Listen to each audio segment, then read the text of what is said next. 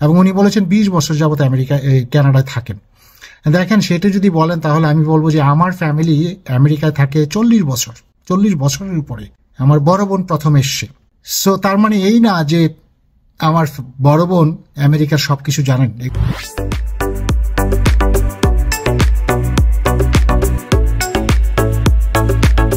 Canada এবং America নিয়ে আমি বেশ কয়েকটি ভিডিও আমি করেছি আগে, এবং সেগুলোতে কানাডাতে কি কি সুবিধা এবং অসুবিধা আছে, বিশেষ করে যারা কানাডাতে স্টুডেন্ট হিসেবে সেখানে পড়তে যান এবং সেটেল হতে চান, বা যারা ইমিগ্রেশন করেও যান, সেক্ষেত্রে কি কি প্রবলেম আছে, এবং আমেরিকাতে যারা পড়াশোনা করতে চান বা পড়াশোনা করছেন, পড়াশোনা করার পর সেখানে সেটেল হওয়ার যে প্রবলেমগুলা বা কি কি সুবিধা আছে সেগুলো নিয়ে ভিডিও করেছিলাম বেশ কয়েকটি, এবং দুটি দেশের কম্পারেটিভ কিছু অ্যাডভান্টেজেস এবং ডিসঅ্যাডভান্টেজেস আমি দেখিয়েছিলাম। অর্থাৎ কোন দেশে কোন সুবিধাগুলো পাওয়া যায় এবং কোন দেশে কোন প্রবলেমগুলা বা চ্যালেঞ্জগুলা ফেস করতে হয়।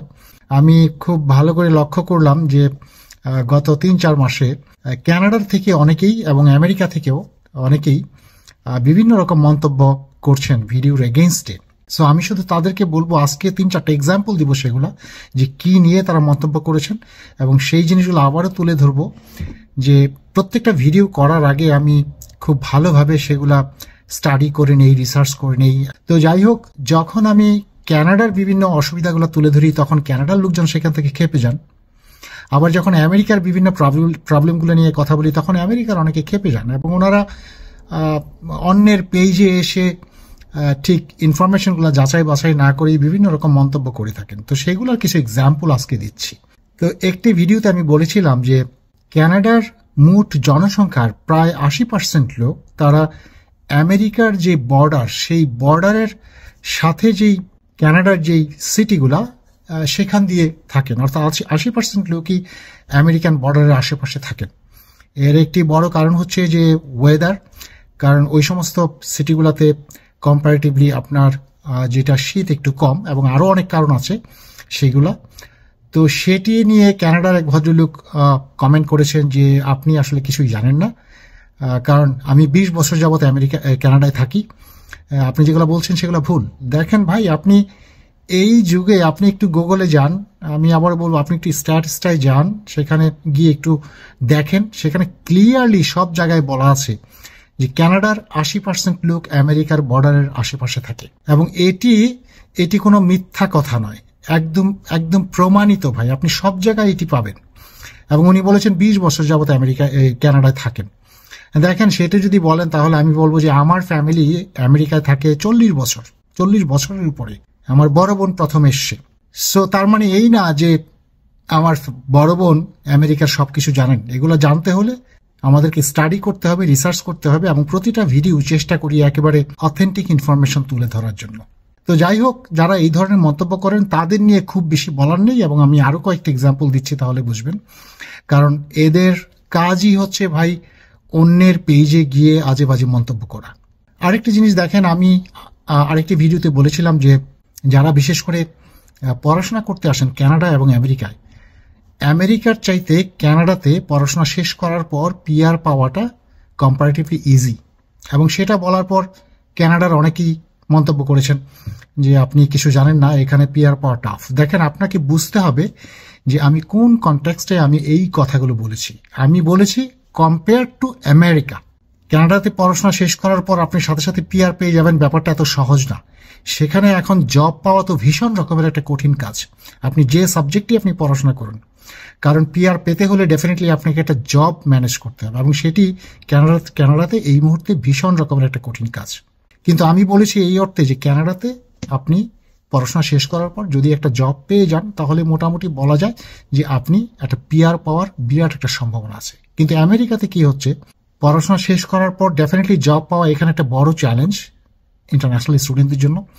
কিন্তু শুধু জব পেলে হবে না, সেখানে অনেক কন্ডিশনস, আপনাকে 90 ডেজের বেশি আপনি আনএমপ্লয়েড থাকতে পারবেন না, আপনাকে H1B-তে পিকড আপ হতে হবে, আপনাকে কোনো স্পন্সর করতে হবে কোনো কোম্পানিকে, এবং it's a very lengthy process, hectic process and very complicated process. এবং কানাডার চাইতে অনেক অনেক কঠিন একটা কাজ আমেরিকাতে পিআর পাওয়া। সেটি যদি না জানেন, আমি বলবো যে USCIS এর বিভিন্ন ইনফরমেশন আছে, গুগলে গিয়ে পাবেন। একটু দয়া করে একটু দেখে নেবেন যে কানাডার চাইতে আমেরিকাতে পিআর পাওয়া কতটা কঠিন একটা কাজ। আরেকটি ভিডিওতে বলেছি যে কানাডার চাইতে আমেরিকাতে স্যালারি অনেক বেশি, বিশেষ করে প্রফেশনাল জবগুলোতে, যে সেক্টরেই আপনি যান, আইটির বিভিন্ন সাইডে বা অন্যান্য যে কোনো বিজনেসের বা ইভেন যে কোনো প্রোগ্রামে আপনি পড়াশোনা করুন, কানাডার চাইতে আমেরিকাতে স্যালারি বেশি। ভাই এটি নিয়ে যদি এখন বিভিন্ন ধরনের মন্তব্য করেন, যদি স্বীকার করতে না চান, অনেকে মনে করেন যে কানাডায় স্যালারি কম, এই কথা বললো, আমি তো কানাডায় থাকি, আমার তো মানিজ্যতার কিছু থাকবে না। আসলে ব্যাপারটা ভাই এখানে মানিজ্যতের বিষয় না। আপনি কানাডায় থাকেন বা আমেরিকায় থাকেন, আরেকজন কোন দেশে থাকুক সেটা বড় কথা না। আপনি কি করেন, আপনি কতটুকু কি বলবো যে আপনার স্কিল সেটের উপর ডিপেন্ড করবে যে আপনি কতদূর পর্যন্ত যেতে পারবেন। It doesn't matter. কানাডায় এরকম অনেকে আসে যাদের স্কিল সেট অনেক ভালো, তারাও অনেক ভালো টাকা স্যালারি পান, কিন্তু ওভারঅল কানাডার চাইতে আমেরিকায় স্যালারি অনেক বেশি। এটা ভাই অস্বীকার করার কোনো স্কোপ আপনার নাই। দয়া করে একটু ঘেটে নেবেন, একটু ইনফরমেশন বিভিন্ন জায়গার থেকে একটু দেখে তারপরে অন্যের পেজে গিয়ে মন্তব্য করবেন। আরেকটি ভিডিওতে বলেছিলাম যে কানাডাতে এই মুহূর্তে জবের খুবই ক্রাইসিস এবং সেখানে বাসা ভাড়া পাওয়া একটা বিরাট কঠিন কাজ। বিশেষ করে বড় বড় শহরগুলোতে সেখানে বাসা ভাড়া পাওয়া ভীষণ কঠিন কাজ এবং এতে অনেকেই ক্ষেপে যান। দেখেন, কথাটা আপনারা কানাডা থাকেন, আপনারা ভালো জানেন। এখন এই সত্যি কথাটা যদি অ্যাকসেপ্ট করতে না পারেন, তাহলে বলবো যে যারা করতে চান না তারা আইডেন্টিটি ক্রাইসিসে ভোগেন। কানাডাতে গত বিশেষ করে 2-3 বছর এত বেশি পরিমাণ লোকজন এখানে এনেছেন, যার জন্য সেখানে জবে একটা ভীষণ রকমের প্রবলেম হচ্ছে এবং বাসা ভাড়া পাওয়া এটাও একটা বিরাট একটা চ্যালেঞ্জের ব্যাপার হয়ে দাঁড়িয়েছে। সুতরাং আপনাকে এই জিনিসগুলো স্বীকার করতে হবে। তো যাই হোক, যারা বিভিন্ন রকম মন্তব্য করেন অন্যের পেজে গিয়ে, তারা দয়া করে একটু দেখে নেবেন। আর এই সমস্ত আজে বাজে মন্তব্য করা, আপনার আসলে আপনি কোথা থেকে এসছেন, আপনার ব্যাকগ্রাউন্ড কি, সেগুলোরও কিছুটা রিফ্লেকশন হয়।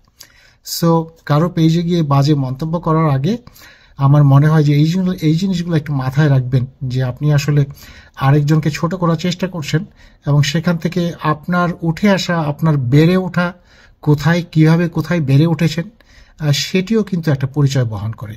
এখানে বেড়ে ওঠা বলতে আমি বোঝাচ্ছি না যে কে কতটা বড় লোক, কে কতটা টাকা পয়সা, সেটি না। আপনার কোন ভ্যালু নিয়ে আপনি বড় হয়েছেন সেটি কিন্তু একটা রিফ্লেক্ট করে। ভালো থাকবেন সবাই, ধন্যবাদ সবাইকে।